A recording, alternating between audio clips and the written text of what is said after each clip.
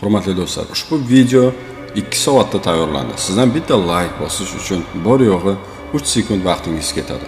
Rahmat. O'zlaring o'tkazaveringlar. Xatm Qur'on qilib, aqiqa qilib. Nima bo'ladi? Bir asl nima deydi, bir fakt bor-da, san'atkorlarni. Assalomu alaykum o'rtoqlar, kanalimizga xush kelibsiz. Siz bilan Abduhalim Bro. Albatta obuna bo'ling va bizni kuzatishni davom eting. Rossiyada poyezd halokati. 7 ta vagon relsdan chiqdi. Chelyabinsk-Moskva yo'nalishidagi 302 sonli poyezdning 7 ta vagoni ertalab soat 06:26 da Ulyanovsk viloyatining Cherdakli tumanida relsdan chiqib ketdi. Poyezd tarkibida jami 15 ta vagon bo'lib, unda taxminan 415 nafar yo'lovchi bor edi. Dastlabki ma'lumotlarga ko'ra, avariyaga relsning sinib ketgani sabab bo'lgan. Hodisa oqibatida 24 kishi jarohatlangan. Ulardan 12 nafari sinish va lat yeyish bilan shifoxonaga olib ketilgan. Barcha 415 yo'lovchi uchun maxsus vagonlar va avtobuslar tashkil qilindi. Qishloqda vaqtincha joylashtirish punkti ham ochildi. Avariyani bartaraf etishda 150 nafar mutaxassis va 40 ta texnika ishtirok etmoqda. Ushbu holat yuzasidan jinoyat ishlari qo'zg'atilgan.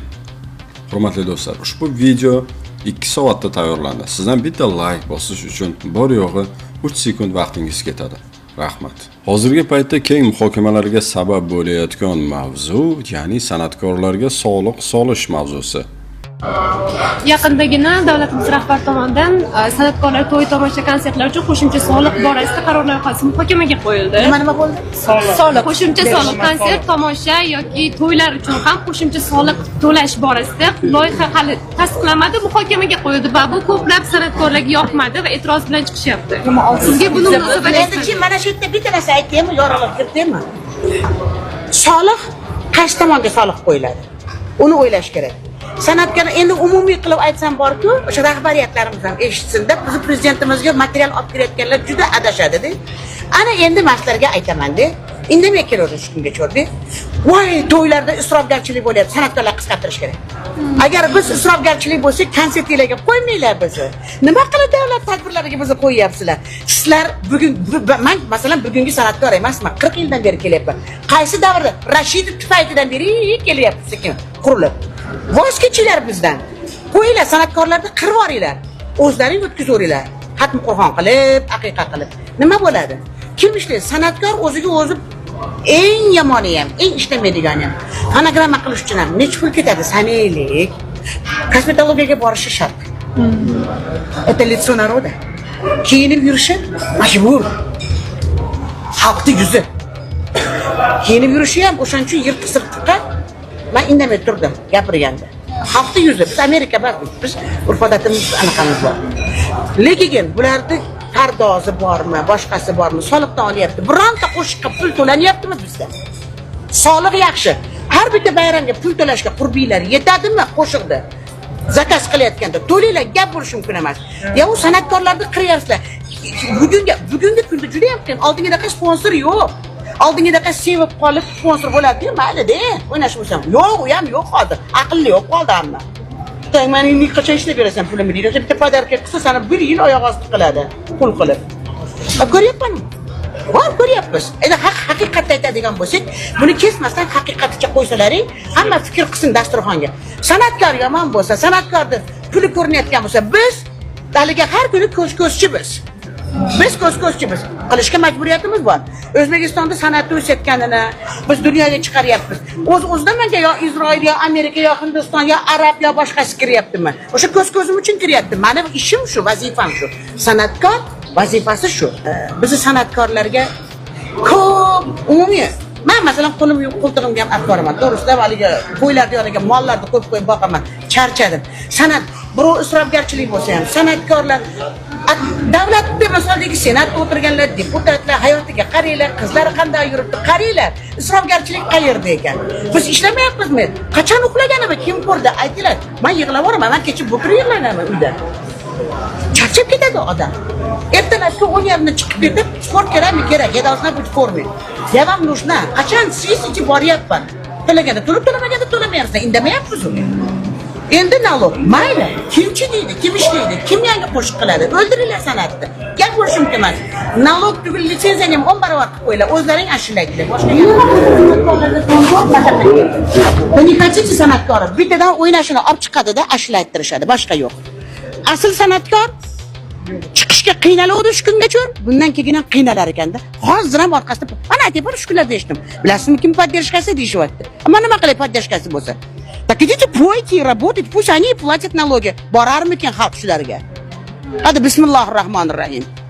Shundan boshlaylik. Madaniyat qatgacha boradi. San'atkorga tosh otishdan oldin men butunlay hamma san'atkorlar uchun aytyapman. O'zaro bir-birimizni go'shimizni yeyishimiz mumkin. Ahmoqimiz ko'p, san'atga zalotnilar ham ko'p-da. San'atkor, sizlar ham san'atkor deyapsizlar, hamma san'atkor emas, ijrochi ko'p. Ijrochi ko'p. San'atkorlar juda 3 ta 4 ta chiqadi san'atkor chiqsa. Kim qo'shiq yozyapti? Hamma eski qo'shiqlarni olib kelib remix qilib aytilyapti. Yulduz qashta to'y kirsang Yulduz Moran qo'shilar. Birinchi ma'na avtorskiy pravamni pulimni yig'ib bersin. Davlatimiz ne налогdan gapirsin. Давайте будем считать. Сколько лет поются мои песни? Я хоть копейку попросила? Нет. Shu qo'shiqlarga nisbatan rivojlanib keldi yoshlar. Ana endi mana pul to'layman, pul so'rayman. Pulimni to'lab qo'ydim. Shuncha yillikini mana olaman. Я не буду петь. Налоги пусть платят они, которые будут петь. Я, например, не собираюсь все это делать. Man konsertdan to'lasam. Litsenziyani to'lasam. Konsert qilayotganda men bitta o'zimgami to'layapman litsenziyani. Butun ishchilarga kim ishlatsam olaman. Va keyingi savolimiz, yana konsertga qaytamiz. Налогdan gapirdilar. Xuddi shu mavzuda Samandar Hamroqulov yana video murojaat bilan chiqdi. Marhamat, birgalikda ko'ramiz. Kimda kim agar kanalimizni qo'llab-quvvatlamoqchi bo'lsa, homiylik qilmoqchi bo'lsa, albatta o'z hissangizni qo'shing. Mana kartalarimiz, donat qiling. Assalomu alaykum. Men bildirgan fikrlar har xil talqinlarda tarqayotganligini ko'rib turib, masalaga oydinlik kiritishni o'zimni burchim deb bildim. Eng avvalo, biz va men san'atkorlar, biz hech qachon soliqqa qarshi emasmiz. Va men e'tibor beringlar, hech qachon bu gapni gapirmaganman. Biz aksincha har doim soliq tarafdorimiz, soliqqa qarshi emasmiz. Shunchaki afsuski hozirgi paytdagi blogerlar va juda ko'pchilik bizni aytgan gaplarimizni odamlarga sarlavhasini har xil o'zgartirib, boshqacha ko'rinishda talqin qilishyapti. Go'yoki biz san'atkorlar soliq to'lashdan bosh tortayotgandek yoki soliqqa qarshidek. Yo'q, aksincha.